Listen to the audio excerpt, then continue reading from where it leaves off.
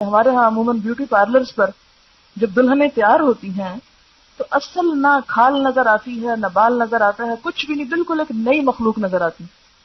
اور جب شوہر ان کو اس روپ میں دیکھتا ہے تو ایکسپیکٹ کرتا ہے کہ بیوی ایسی ہو. تو اس لیے دلہنوں کو بھی ایسا سنگھار کرنے سے روکا گیا ہے کہ جو بالکل آرٹیفیشل قسم کا ہے.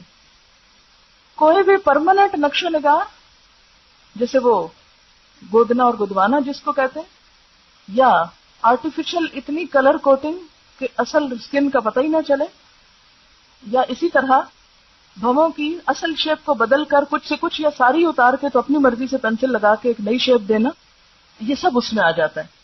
ہاں بھویں مثلاً یہاں سے دو جڑی ہوئی ہیں، تو اب یہ کیا ہے کہ یہ ایک اوریجنل عورت کی شکل نہیں ہوتی، ایک بیماری آپ کہہ سکتے ہیں.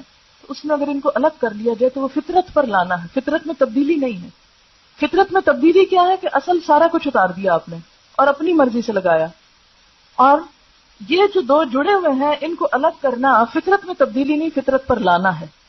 تو یہ ایک اصول کے طور پر سمجھ لیں کہ کوئی بھی ایسی چیز جو فطرت پر لانے میں مدد دے رہی ہے، اگرچہ وہ کچھ چینج کا تقاضا کر رہی ہے تو کوئی حرج نہیں، لیکن اگر وہ اللہ کی ساخت، جیسے فَلَا يُغَيِّرُنَّ خَلْقَ اللَّهِ میں پیچھے آپ پڑ چکے ہیں، اللہ کی ساخت تو بدل رہی ہے تو وہ درست نہیں. یہ چیزیں اس لیے روکی گئی کہ یہ انسان کی صحت کے لیے بھی نقصان دہ ہیں.